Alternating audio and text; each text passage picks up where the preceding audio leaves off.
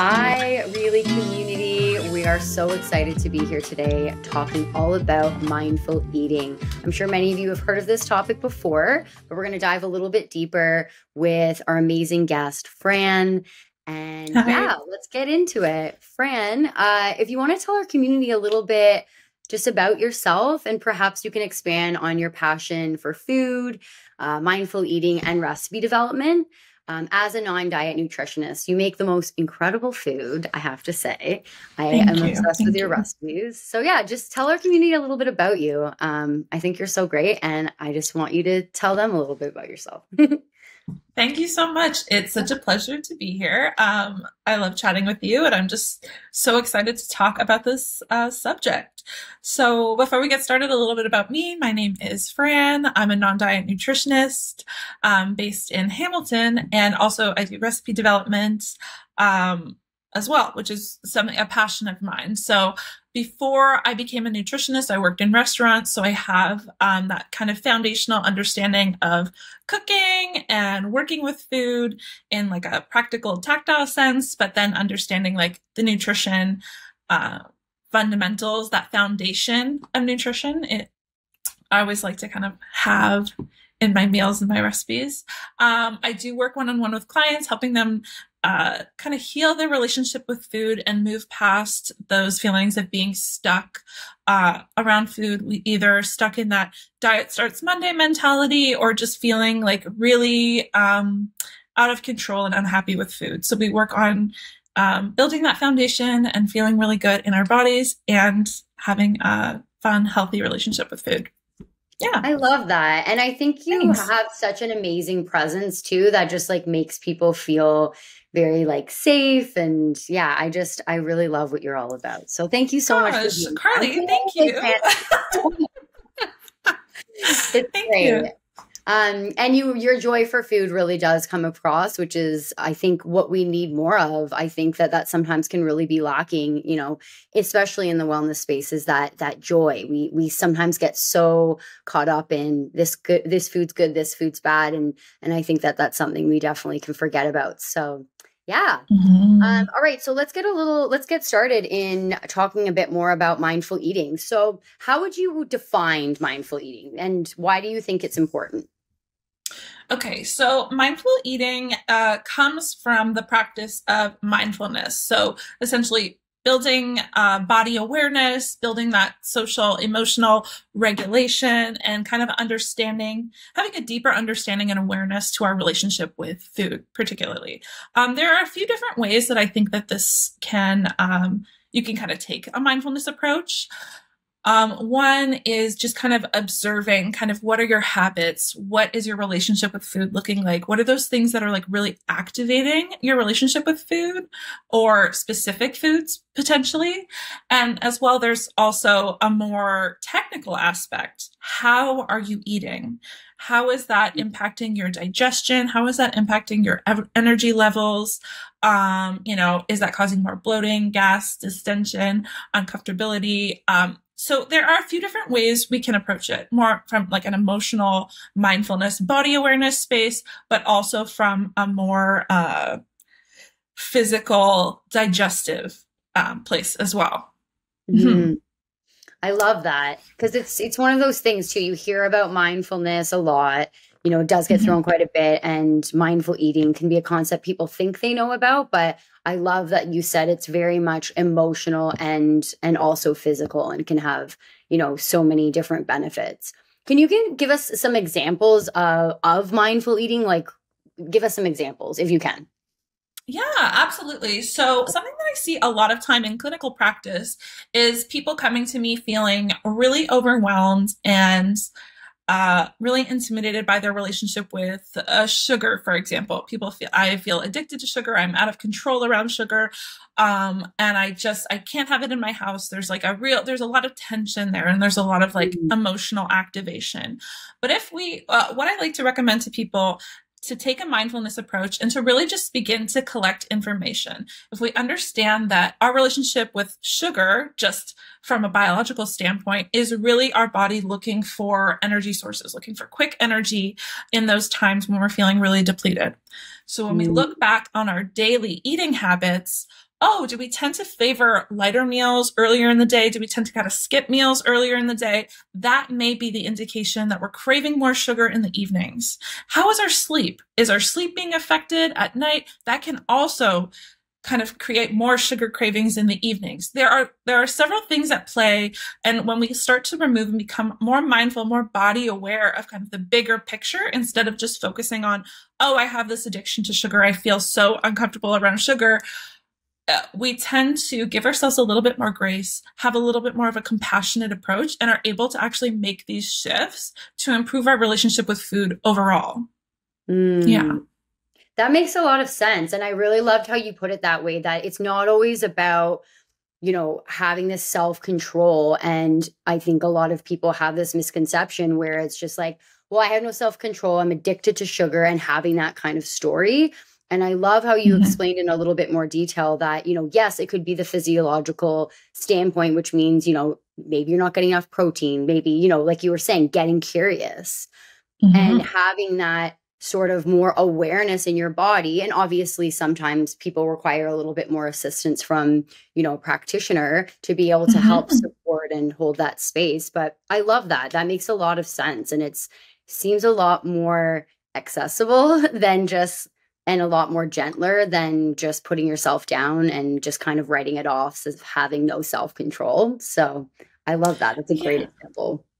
Thank you. Yeah, because as we go on between go on and off the wagon of completely eliminating foods from our diet, or really keeping that good foods, bad foods framework, it's quite unsustainable in the long run. And it ends up just perpetuating more guilt and shame around food. So working on a way to kind of build that body awareness, understand what your body needs, get that foundation of nutrition, those fundamentals, and then, okay, how can I add things to here? How can I change this relationship with food in a way that feels good in my body? Oh, I love that. It's so great. Thanks, yeah. And on that same kind of vein, who would you say that mindful eating's for? Who is someone that could really benefit from mindful eating? Anyone in particular? Yeah, there's definitely a few. I think mindful eating is just a beneficial practice for lots of people. I think it can be really helpful for many people because it's just something that, again, just bringing awareness. It's initially a little bit uncomfortable, but as you get into the routine, as you begin to build that awareness, you begin to have more of an intuitive relationship with it. So who I think this would be particularly helpful for? People who are really struggling, again, with those types of feelings, being out of control around food in the evenings, that feeling oh, I'm constantly snacking, I can't feel satisfied. People feeling really stuck in that pattern and not knowing kind of where to move, how to change, how to shift. Bringing some body awareness and looking at the bigger picture, bringing in that mindfulness around food is going to really help them shift that relationship and change over a period of time. Another if you're having more physical manifestations of kind of that relationship with food, feeling a lot of bloating, distension, gas, irritability, cramping, taking the time to, again, bring in that mindfulness, bring in that awareness around how you're eating, what's coming together. Because something that is really frustrating, especially if you've ever dealt with digestive issues, is you're where is this coming from? Every meal can feel really triggering, really unsafe, and really painful. And it's kind of scary. So it's okay, let's slow down. Let's pare down. Let's really figure out what's happening here. Let's really pay attention to eating, to chewing. Let's give ourselves the space to do that instead of just rushing through the process and almost avoiding those feelings. And I think that in the long term, that's going to be really beneficial for people. Yeah. I love that. And I would love to get a little bit more into kind of the basics. So would you be able to give us some examples of some mindful eating practices specifically? Yeah, so something we can do for a more physical practice that you can add into your day would be eating without distraction.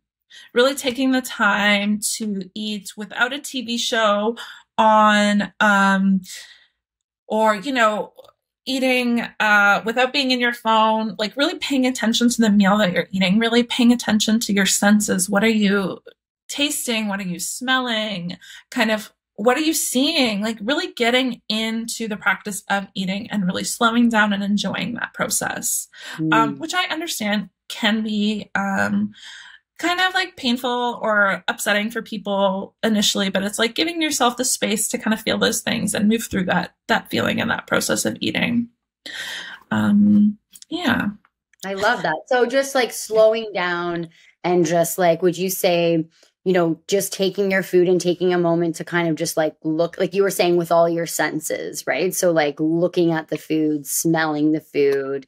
As someone who's Mm-hmm. very guilty of eating while I'm standing up, that's Mm-hmm. probably something that I need to work on more. So would you say, for instance, someone like myself, I make a beautiful dinner, instead sitting down, putting my butt in a seat, and then just actually smelling and looking at the food. That, for instance, is a practice of mindful eating, right? Yeah, absolutely. Just taking a few deep breaths and really enjoying um this, because I know you make beautiful food. I see your food online. And so it's like actually taking a moment to sit and enjoy that. And I know that that's really challenging for people. I know Yeah. it's not entirely realistic all the time, but really getting into that practice when you can is so special.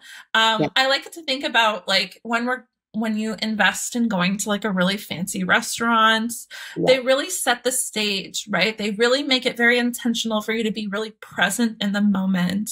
Yeah. Every detail is really considered, and you're able to really experience and enjoy the food in such a different way, right? So even just thinking of those examples of like, yeah, I'm standing, I'm eating my food, it's happening, versus like going to like a really nice restaurant and sitting and enjoying the meal, enjoying the company, kind of taking your time. And, oftentimes it's smaller portions, right? So you're really appreciating the flavors and the moment that you're having. So I kind of like, that's like a nice example of having a mindfulness moment. I love that. And I wanted Yeah. to actually Yeah. ask as well, Fran, because I think that something that, and when you were talking about body awareness, this is something I'm personally like exploring a little bit more with the mindful eating is, and I'll just use myself as an example, is I think with mindful eating, I think of it just at the beginning of the meal. But one thing I've realized Mhm. with myself is I'm very quick to get up after I eat. Like I'll eat and I'll get up and walk around and do other things. And the whole idea of like, and a friend pointed this out to me, and apparently she's from Europe, and it's something that's very common there where you actually just sit afterwards and just like enjoy each other's company, allow the dishes to sit for like 5 minutes and actually allow your Mhm. food to digest. So yeah, what are your thoughts on mindful eating after you're done eating? Is that something that you practice or something that you would think would also be included in mindful eating? I absolutely do, and I think the bringing up that kind of European culture, especially now we're in the summer, it's tomato season. We're getting all this fresh produce. It's so like lovely and romantic to think about eating that way.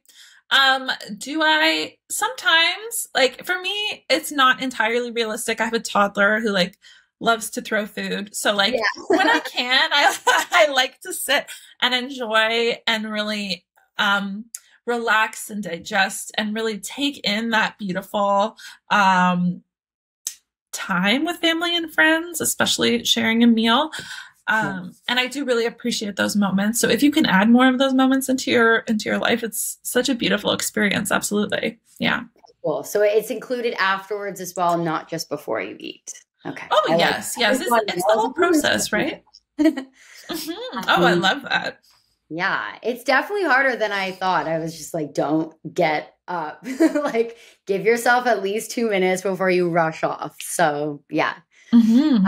Okay, I wanted to get into a little bit about just some more examples of of like benefits. Let's talk about benefits. So we're talking about, what mindful eating is, how to incorporate this into our lives, but what are some of the benefits? I know we did talk about a couple, but if you wanted to kind of run them through kind of back to back, just so we have a very concise kind of idea of the benefits of incorporating a more mindful eating habits. hmm So definitely improved digestion and absorption of nutrients, right? We're taking time to eat. We're taking time to like chew our food. Digestion begins in the mouth with saliva. So as we're chewing our food properly, we're going to break that down a lot easier. We're going to be able to digest that easier. So less gas, less bloating, better absorption of nutrients, like all of those things can really be improved simply by just changing the way you approach eating a meal, which is pretty radical if we're not even changing the meal itself at this point. Yeah. Right? I love that. When we talk about mindfulness, we're talking about like building body awareness too. So like understanding, what does hungry feel like? What does full feel like? Because, you know, we've talked about this before. I think so many of us can go from like 0 to hangry and you're like, what happened? I'm shaking. I'm angry. I'm frustrated. I'm so overwhelmed and I don't know what to eat. It's too late. And that can feel really overwhelming. That can be such a drain on your energy throughout the day. So taking this time to be really mindful about your approach to food, planning, eating, planning snacks, and really understanding those hunger and fullness cues is going to help you regulate your blood sugar throughout the day, which has just incredible benefits for energy, fatigue, hormones. Like really, it really is the key, right? So being able to pay attention to those cues is going to have such a huge impact on, you know, so much. And also, if you are that friend, we all have that friend who gets hangry, and that's not happening anymore. That's gonna be a big shift for everyone. And I don't necessarily think that's a bad thing. Absolutely. I love that. And the thing is too, that's really great about all of this is that, like you said, it's not like we have to change what we're eating, but how we're eating it. And this, like you said, all the benefits like digestion, how we absorb and the nutrients from our food, right? And that's that's incredible. So I love that. And it's completely free, right? It's just how we eat it. It's not, you know, including all these fancy supplements and such. So sometimes, you know, the simplest things can sometimes be the most effective. So I love that. Yeah. In regards to people, you know, we do live now in a world where, you know, everybody is so busy, whether that be with, you know, starting a new job or with family, kids, what have you. It seems like everybody's busy. How do you, as a practitioner, encourage others with busy schedules to prioritize mindful eating? So there are a few different ways you can do this, right? Because again, everyone's picture looks so different. Yeah. But I really do encourage people when they can to sit and eat a meal. Right? If you can eat a meal together with other people, that's such a beautiful experience. If you can prioritize that, I think it's really important, at least a few times a week, right? Either eating with your family, eating with colleagues. I think it's so good for not only our physical, but our mental health too, to just eat in community with people. Also like planning ahead, right? I think building that body awareness, paying attention to, hey, I'm noticing I tend to skip this meal. I tend to skip this snack when I really am hungry. This really affects me later on. I become so overwhelmed by food, so fatigued, and I don't make the best choices for myself. What can we do to set you up in a way that is going to benefit you so you have that energy, so you have the cognitive space and capacity to go through and make those decisions later on in the day? I love that. All of those things are going to be really, really beneficial in the long run. Yeah. Yeah. I love that. So it's not about, you know, taking this long, prolonged practice before every meal. Sometimes it can just be these small, mindful practices ahead of time, or just planning out your meals and things like that. Yeah. Right. And I think because I love the idea of like the European villa sitting, eating. Unfortunately here, our world is not like designed that way.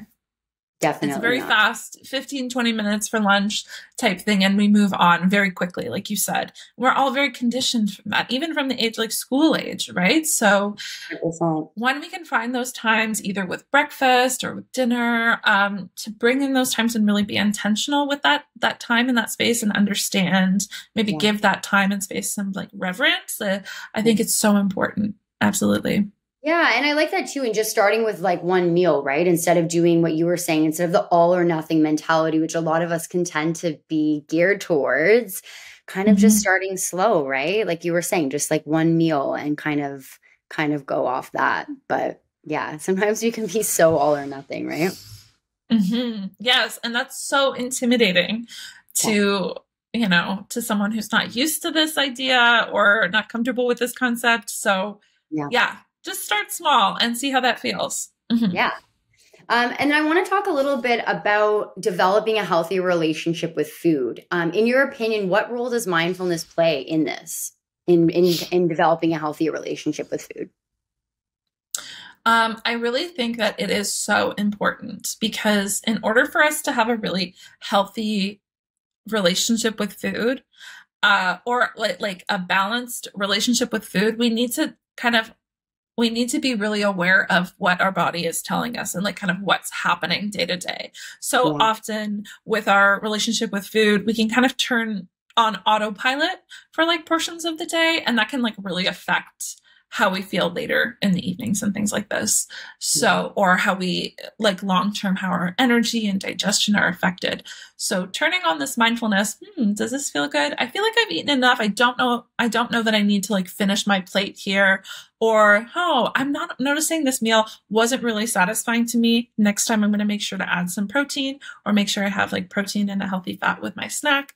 Like, just building that body awareness without the guilt and shame of I'm doing this wrong or this is not good or, I think is such a huge tool to improve your relationship overall with food, but also like be able to have a lot more fun and space around food, which I think is really, really important.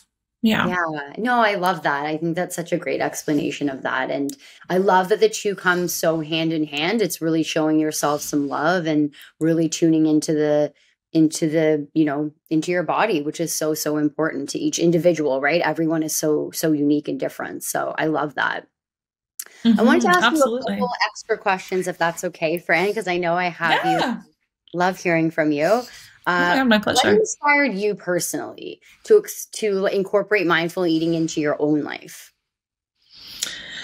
Um, yeah, I think feeling really stuck in my relationship with food. I love cooking and working with food, Yeah, but feeling really at the end of the day so like hangry, overwhelmed, just feeling really out of control around snacks, things like chips. Like I felt like, oh, I'd have to eat a whole bag of chips when in reality now like I don't care to do that. Like I maybe just have some and feel really satisfied. So yeah, really taking the time to like be aware of what's happening. Cause I think sometimes, especially for myself, I used to use food a lot to kind of avoid those avoid emotions really.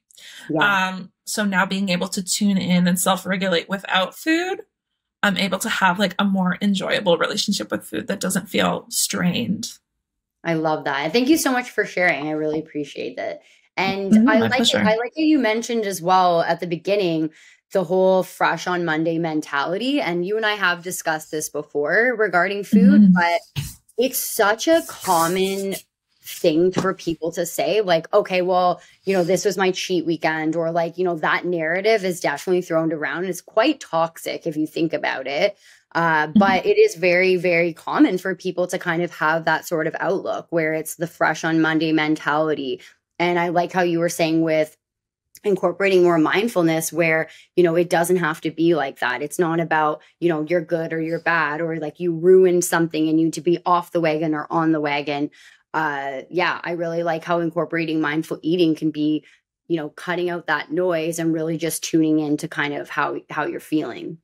Yeah, I absolutely Yeah, love. absolutely. Yeah, because I think that kind of attitude is just not beneficial to anyone in the long run. It kind of Yeah, adds more guilt and shame to your relationship with food, kind yeah, of stretches things beyond the point of like sustainability. And I don't really think is like that accessible to people, right? There's a of reason course. these things are happening. People are busy. And I think really restrictive diets or really that really restrictive mentality can be really isolating and very lonely too. Yeah. Yeah, absolutely. And then one last question before we let you go. What Mhm. challenges have you encountered while practicing mindful eating and how did you overcome them? Have you ever tried to incorporate and it wasn't working, or how did you kind of reset and reboot? Mm-hmm. I think, and I'm sure I'm not the only one, but I think there's definitely initially with the mindful eating, struggling with this idea that I needed to do it perfectly, Yeah. um, which is so funny and ridiculous looking back on it. But it's like, oh, thinking of it coming from that diet world, coming from that diet mentality of being like, this is right, this is wrong. Yeah. And then approaching this and you're like I said, I need to chew like everything. It needs to be chewed this perfectly or whatever. And now having like a more relaxed approach, being able to glean the benefits of it without feeling like so overwhelmed and intimidated by it, I Yeah. think it's like very beneficial. But that was definitely it. Trying to like be a perfect mindful eater, which is impossible. Yeah. Absolutely. I love that. I love that. Yeah, I definitely can echo on that I've definitely been in that space. And now it's just about like catching myself when I'm, frantically standing up and eating. I'm like, Carley, just sit down for 5 minutes. Give yourself a break. Like just sit outside in the sun, even just for 5 minutes. Like you can just sit down. It's gonna be all right. And so yeah, I love it. So can you share any success stories or examples of how people that you've worked with have been helped by this? Oh, absolutely. Yeah, this is something that's super common in my practice. And oftentimes, again, changing their approach to eating, bringing more body awareness, bringing more mindfulness to the practice of eating often Mm, helps people balance their day of eating. So instead, again, oftentimes people come in very commonly eating very light during the first half of the day and then kind of feeling around 3 o'clock until however long later into the evening feeling really out of control around food, around snacks. This is where you hear a lot of like, I'm addicted to sugar, I'm addicted to junk food, I can't at the end of the day, I just feel like falling apart. I'm really exhausted. So as we begin to kind of like switch that around, bring in some more awareness, bring in some mindfulness there, we're able to like shift the way people eat or the way people approach eating. And they notice more energy immediately, a better relationship with food and snacking right away. Definitely improved digestion, right? We're getting more regulated blood sugar, regulated hormones throughout the day, and oftentimes sleeping better because I know from my own past, and I'm sure people can imagine when you go to bed, like after eating so much food, it's like very uncomfortable. You don't get the best sleep. So right away, you're getting like a lot of really improved benefits there. yeah. Just for making those switches, even if we don't change the food. Yeah. Which is pretty radical in itself. Yeah. Yeah. And the empowerment is just like, it sounds like they've really received that from working with you. So that sounds so, so wonderful. Because if that's the only thing that they get, like that's incredible to feel more empowered around food. Yeah. Absolutely. And I also feel like so many people struggle with this way of eating and it feels so incredibly shameful, right? It's like, I'm wrong. I'm doing this wrong. I'm eating wrong. I'm not taking care of myself and I don't know how to fix it. I don't know how to get better. I'm just really like, I'm bad at this. Yeah. When we look at reality, when we build that awareness and when we kind of learn to understand and decipher kind of what our body's telling us and we make these shifts, we're like, wow, okay, this is not what's happening here. You are not wrong. You are not a bad person. There doesn't need to be shame involved. This is just biologically, if you don't eat earlier in the day, this is what's going to happen. Your body still needs glucose. Your body still needs energy. Like switching that up and removing the shame and the guilt, huge, absolutely huge. Yeah, for sure. That. And I wanted to ask you a little bit about anti-diet and being a little bit more specific about that. It's something that comes up quite a bit at Really, is the idea of being into nutrition, but also anti-diet. And I find a lot of people can tend to be a little bit confused by this. Can you explain about this in a bit more detail to people that maybe don't know what anti-diet means, and you can still be into nutrition but have this approach? Can you kind of explain that into a little bit more detail? Yeah, this one's tricky. Anti-diet is like a school of thinking, a school of thought that is really based out of fat liberation, which I think is amazing. I do struggle, especially with a lot of these terms that are like really popular online. They can be quite polarizing, and a lot of the more minute details can kind of like be erased. I personally prefer to say that I am non-diet, so I Yeah. don't recommend diets to people. I don't recommend like quote unquote like trendy diets to people because long term I don't think those are sustainable or effective for people. Yeah. I think they're very they inhibit a lot of people in a lot of different ways. So that's how I tend to approach things. I do, you know, there are definitely certain cases where like medically indicated diets are appropriate, but those are few and far between. And oftentimes those are more specific and complex cases. So I don't want to say that I'm anti-diet across the board, but I just prefer to have a non-diet approach. If we can really focus on adding things instead of removing them from someone's diet, I think that that overall is just going to be a more beneficial experience for everyone involved. Yeah. Yeah. And think about and talk about kind of mental space too, just changing that sort of like way that you look at something, right? If you're taking something away, it's very much that look at all the food I can't have. And it can be really stressful. So I love that you have looking at it a little bit more of look at all the things that we can add in. I think from a mental health Mhm. standpoint, that's like makes a huge, huge difference. So thanks for explaining that. Yeah, it's something that Of definitely course, comes yeah. up. On that same vein, is Mhm. there anything in the culture that really bothers you or something that you think is important to watch out for people to avoid? Like how you were Just in saying food culture? anti-diet terms. Yeah, just something in the diet culture or the wellness culture that really kind of grinds your gears a little bit and maybe something important for people to watch out for. If you can just think anything off the top of your head. Yeah, the wellness space is very trepidatious. It's always really important to be really mindful of uh, where you're getting information from. It is traditionally like it's pretty much the Wild West when we're Yeah. dealing with like wellness and social media. Um, uh, yeah, it's challenging, especially now that we've had a lot of like conspirituality. Like there's a lot of different ties to like we've seen that pipeline come through our community like in the wellness space. So it's just something to be really mindful of kind of when you're approaching these things. What challenges have you encountered while practicing mindful eating and how have you overcome them? Okay, great question. I think probably my biggest challenge um kind of before I approached mindful eating was again feeling a